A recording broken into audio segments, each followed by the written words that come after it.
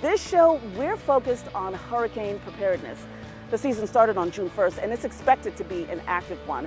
The National Oceanic and Atmospheric Administration is predicting at least 19 named storms and 5 major hurricanes, all thanks to warmer than normal ocean temperatures.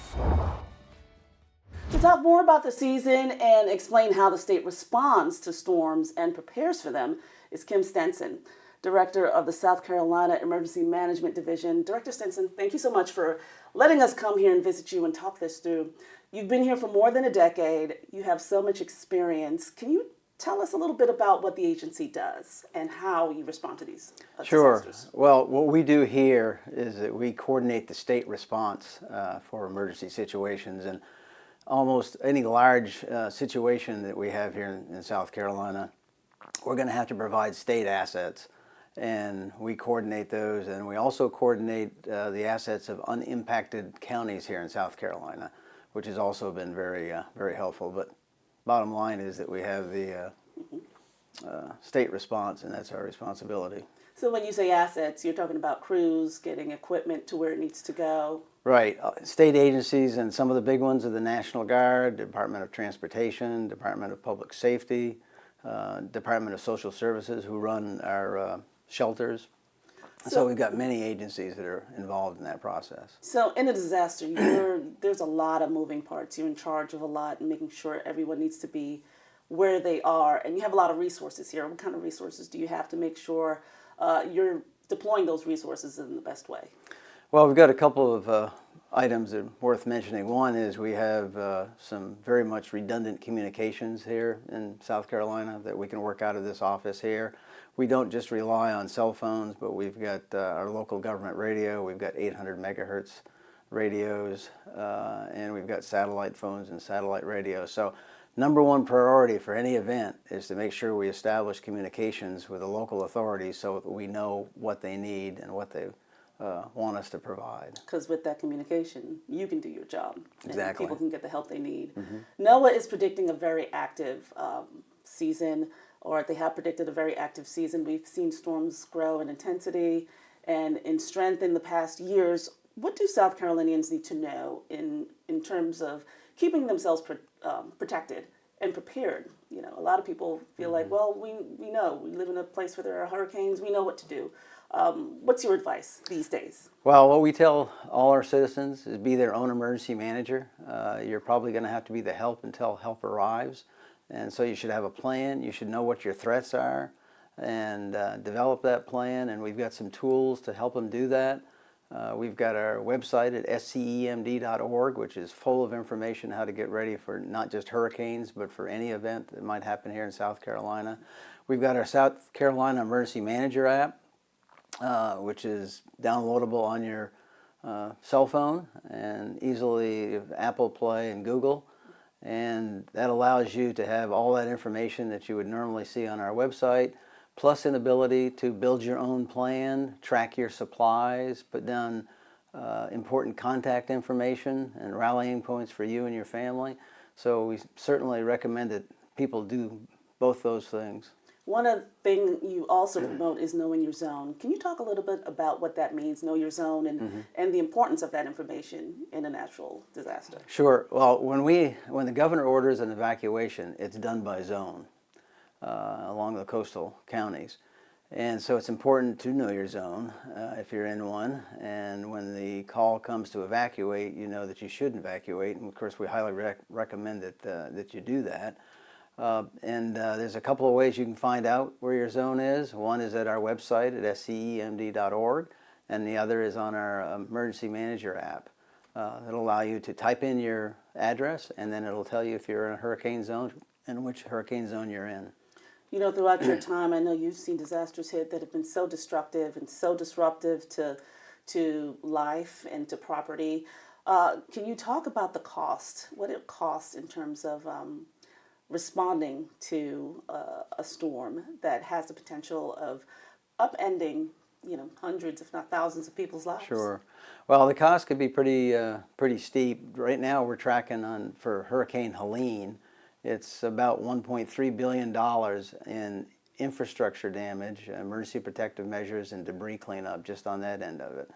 and we're tracking probably at least 6,000 homes during Helene that were damaged in some way. And of that, about 2,000 had some major damage, and probably about 400 were destroyed. So that can be pretty significant. And Helene, just for a point, was the most destructive event that we've had in South Carolina since Hurricane Hugo. And in some areas, it may eclipse Hurricane Hugo as we go through the process. Can you talk about the long-term recovery response? You know, you've been through Hugo, so you have that in your rear view to kind of look at as in terms of a benchmark. But how long it takes to really get people and businesses back on their feet and get life kind of back to normal after such an event? Well, it takes a good deal of time to do all that. And just on the infrastructure side, that takes sometimes months and sometimes years. You know, building bridges, rebuilding roads, that sort of thing takes a lot of time. And it's the same on the residential side for our residents. It takes time for insurance companies to come in and rebuild homes, and then FEMA offers some programs to assist residents as they move forward. But it takes a long time in both those areas. And just as an example, from the 2015 flood, we are still working on some of the infrastructure repairs for that. 10 years out. 10 years out. Forward thinking is critical when it comes to protecting lives and property. Coming up on In Focus South Carolina, find out what's being done now to protect against future storm damage. Welcome back. In September of 2020, the South Carolina Office of Resilience was formed. Its mission to reduce the impact of disasters, to pre-plan, build up, and to think outside of the box. Their work allowing the state to meet the challenges of flooding and storm surge head on.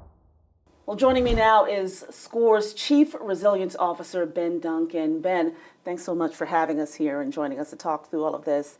SCORE is a fairly young agency. Can you talk a little bit about what the agency does and the kind of projects your agency is focused on? Well, it's our job to lessen the impact of disasters on our citizens and our economy and our natural resources. What we've done through the years as part of this agency, once we got up and we were moving forward, we've done mitigation projects, stormwater mitigation projects. We have many of those going on. We do home buyouts for repetitive flooding areas. We help cities and local governments with plans and studies where they don't understand their flooding issue. We go a little deeper, and we hire contractors or engineers to come in and figure out what that flooding issue is and where it's coming from and how it can be mitigated. So those are some of the things that we're doing now. We also help cities and counties with matching grants. They may get a grant from FEMA at 80 or 90%. And in most cases, we can help them with that with a 10, 20% match in helping them move forward with the projects that they may have to lessen the impact of disasters. At this time when storms and disasters are getting more intense, more frequent, how critical is this work for South Carolinians? Oh, extremely critical. We see people being harmed by these storms.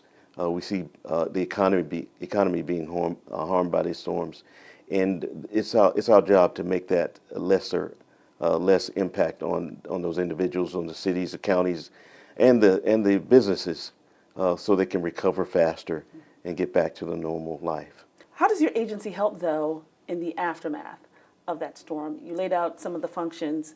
Can you just kind of like walk me through that process? Well, what we do, and this funding comes from FEMA, we put case managers on the ground, boots on the ground.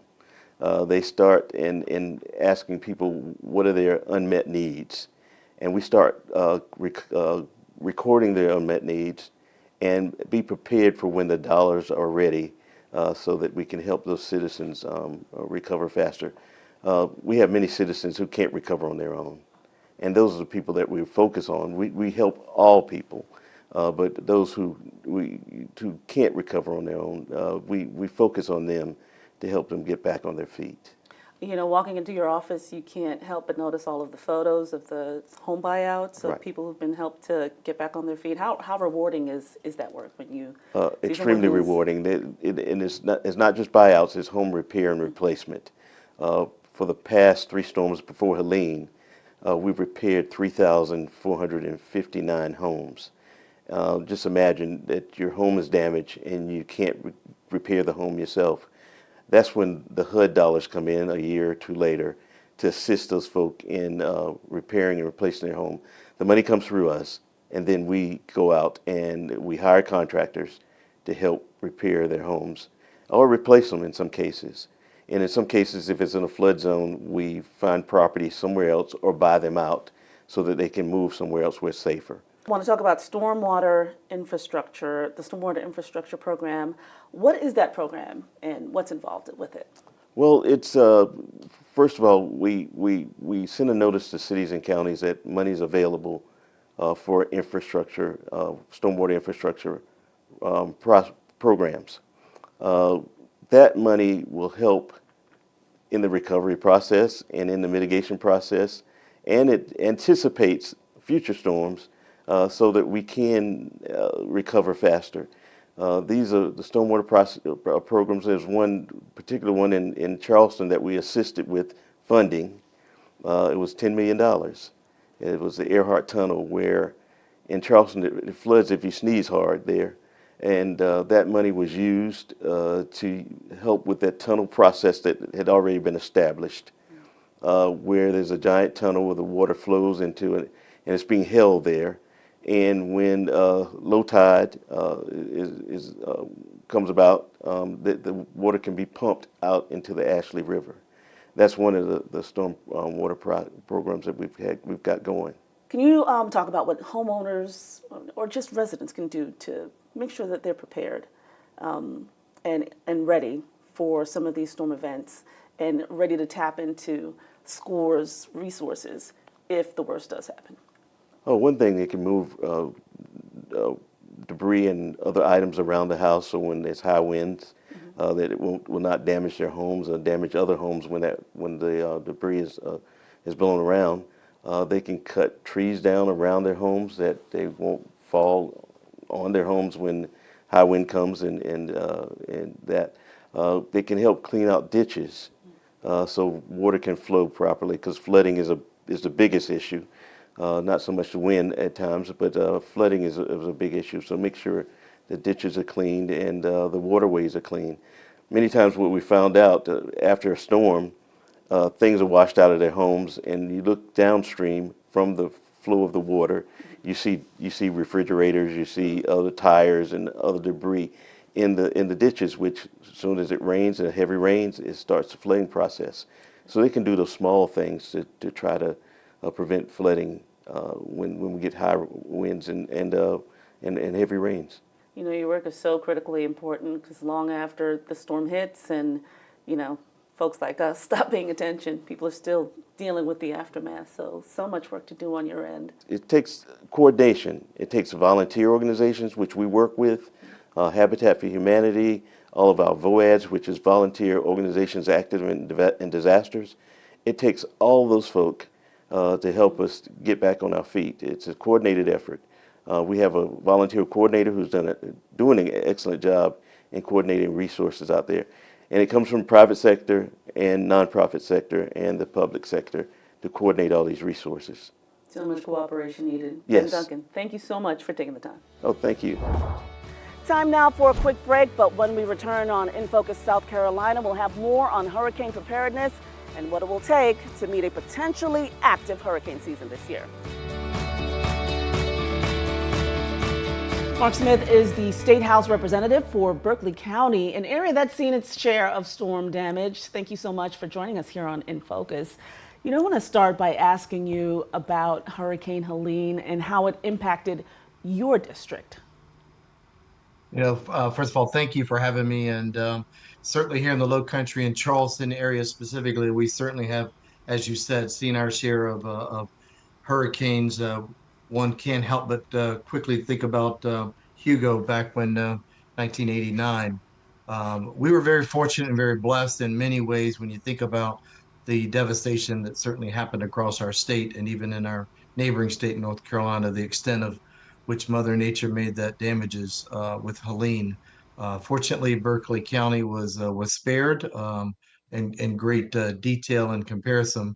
But when we're notified of these hurricanes, we need to make sure we're taking all of those very seriously and make sure that we're heeding all the warnings, and especially with the density and continued population increase that we're seeing happen in and around Berkeley County and the greater Charleston community. You talked about how it impacted other parts of the state. Do you know where recovery efforts stand at this point and how much it's going to cost to really help people get back to being whole to 100%? It's still easy to identify those areas of the state. I think about the folks around Aiken and North Augusta area here in South Carolina. My son recently moved over to Augusta. It's just over the state line outside of North Augusta. And moving him in there and seeing just the devastation on the main street and driving there in and around the Aiken area where those folks were out without power for weeks. It's just hard to imagine. And we're so thankful for all the linemen and just the coming together of the different utility companies. There's nothing more refreshing when you're driving down the interstate and you see them in person or you see them on news clippings with the amount of trucks that coming together for our utility companies, really from across the country, coming together to help make sure power is restored as quickly and as safely as possible for our residents. The new state budget includes $40 million for disaster relief. What do we know about how that money will be used? Well, one of the things that we're super excited about is the Office of Resiliency that we were able to create in the state of South Carolina in previous legislation, and I'm proud to be part of that. But not only creating that department, but also putting our money where our mouth is in the state of South Carolina and funding that, and seeing those funds being used for resilience efforts in and around the state, not just in the urban areas, but also in these often financially challenged rural areas as well. With this year's budget, the foresight of our leadership, and with the support of members, we were able to designate some of those funds, as you stated, into preparedness. And we need to make sure that we're continuing to rebuild what was destroyed, but also make sure that we're continuing to help those rural areas that have long been impacted from even previous storms and just not have budgets in place to restore those. South Carolinians know what it's like to live through hurricane season. This hurricane season, though, is expected to be a pretty busy one. What's your advice for people to prepare this year and make sure that they're not caught off guard? With so many folks moving into South Carolina, we talk about the come heres and the been heres. You often hear that talk about that way. And for the been heres, they know the folks who've been here for a very long time. They know that it's a serious impact when the news comes that we need to start thinking about evacuation and what we're going to do. For the folks who've moved in here, the come heres, as we often say here in South Carolina, I would say make sure that you heed the warnings and take them very seriously. And what's the old saying? Failing to plan means you plan to fail.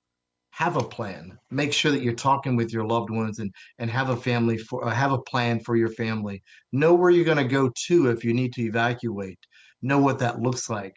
Know what that if you get separated from your family and communications go down. Have a plan so that you know how to communicate and catch up with one another long before the storm comes in place. The batten down the hatches, what we need to do to keep our property safe so that we don't have flying debris, all of those items that we need to make sure that we have in place. Just have a plan, make sure that you understand the seriousness of it, and most importantly, stay safe. And don't forget about your pets, and don't forget about the seniors and those most vulnerable in and around your homes as well. Let's make sure we're living in the community and taking care of our community members together. So We're not important just to looking look for ourselves. Exactly. So important to look out for the most vulnerable among us, our elderly and our people who need an extra bit of help from their neighbor. State Representative Mark Smith, thank you so much for your time. Thank you very much for what you do. We want to thank our guests for sharing their time and expertise with us, and we also want to thank you for sharing part of your weekend with us. From Columbia, South Carolina, I'm Lori Chung. Thank you for watching In Focus. Thanks for watching our YouTube channel. To keep up with important issues impacting our communities and hear more conversations with the people who are shaping the future, subscribe to our channel. You can also download our app or find Spectrum News on your TV for balanced, in-depth political coverage and more.